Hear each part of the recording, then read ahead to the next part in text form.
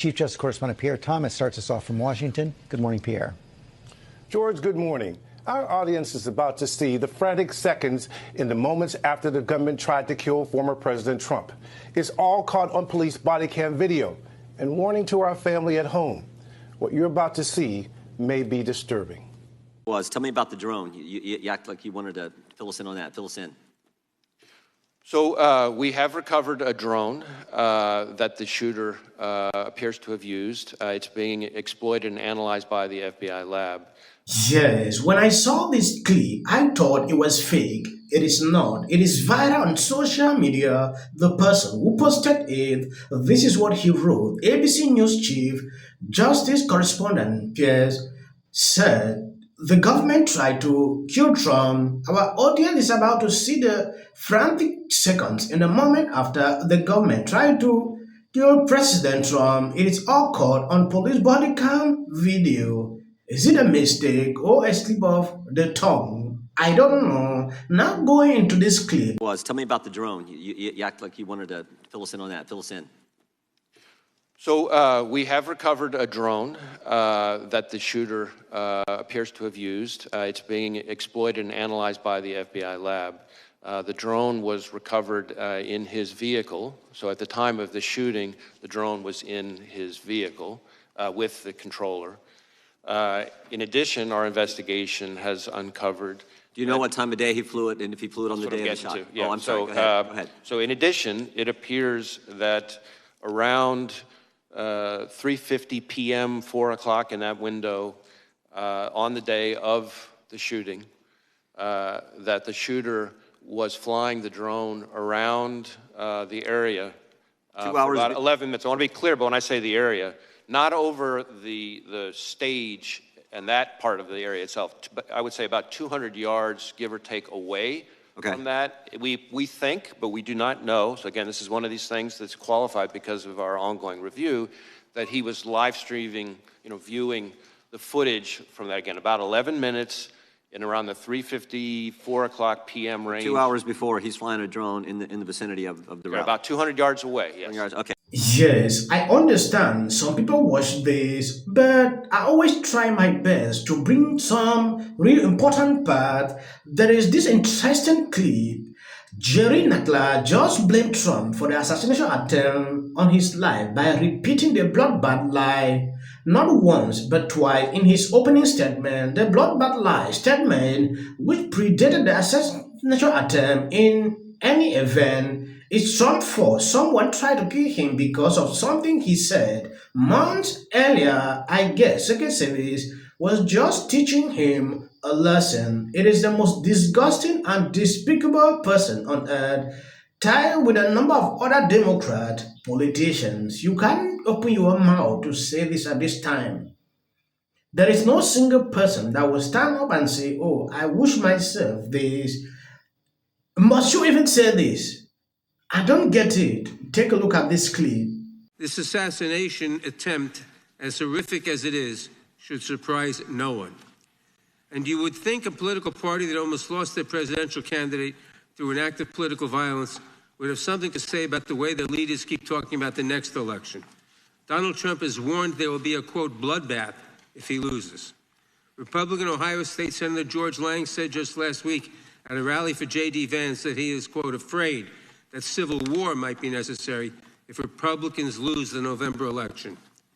President of the right-wing think tank and Project 2025 leader, the Heritage Foundation, Kevin Roberts, said on Stephen Bannon's podcast, quote, "We are in the process of the second American Revolution, which will remain bloodless if the left allows it to be," close quote.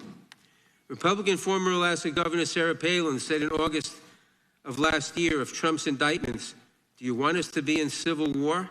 Because that's what's going to happen. We're not going to keep putting up with this. We do need to rise up and take our country back," close quote. I could go on, but it's more and more of the same. And I hear nothing from the other side of the aisle in this room about these statements. Do you support a bloodbath if you don't get the election outcome you want? Do you justify violence if the left does not agree with you? And what exactly has preoccupied this Republican majority while their allies threaten violence to their political enemies, real and imagined? Yes, this is disgusting and despicable. Like, must you bring this in? Oh, Trump said this, Trump said that. What is the link with what actually happened here or the topic of discussion? Bringing in 2025.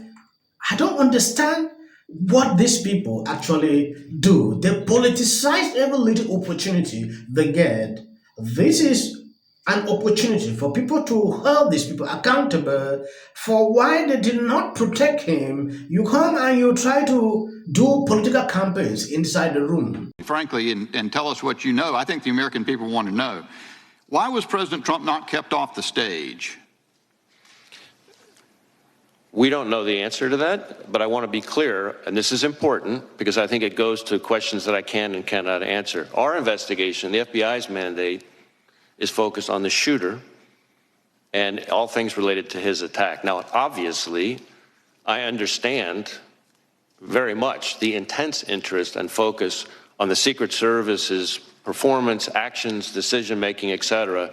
There are two separate after-action reviews, the DHS Inspector General and the outside independent panel that's been convened that are focused on that. Now, our investigation will obviously overlap with that. Here's the problem. We're out 13 days, and you say we've been disclosing. You know, we had the director, the colonel from the Pennsylvania State Police in front of Homeland yesterday. He was quite candid. He disclosed to us that Butler Emergency Services Unit personnel were posted into the windows on the second floor of the AGR building, that they left there to go pursue the person that they spotted, Crooks, that they texted a photo of Crooks to the PSP representative in the command center. That information was relayed to the United States Secret Service. They asked that it be texted to someone else. That was many minutes before President Trump took the stand. When you take a look at this picture, Secret Service Director, I will have to direct you to the FBI investigations. FBI Director, I will have to direct you to the Secret Service investigations. Really take a look at the two. When you talk to this person, he will send you to this other person. When you talk to this person, he will send you the other way. Yes, Trump is now calling for this man to resign immediately. This is what he posted recently. I watched a congressional hearing today as Christopher Wray was asked the question whether or not he noticed any cognitive degeneration in his many conversations with Crook Joe. And despite the fact that Special Counsel Robert Ho said effectively that Joe is incompetent with little memory, etc. Ray said, "It is not something I observed during my interaction with him, which were uneventful and unremarkably, essentially stating that he found nothing wrong mentally or physically with Joe. If that is the case, Director Ray should resign immediately from the FBI and stop sweet-talking Congress every time he goes off, which he loves to do because anybody can see that Joe is cognitively and physically challenged." Well, he's not. The seventh president of the United States, Donald J. Trump. They'll think twice about messing with Trump. Yeah. The world is different. Donald Trump is different. These women are evil. Point out one thing. Thomas. To listen to a little bit of what. Finally, new rules. If you look at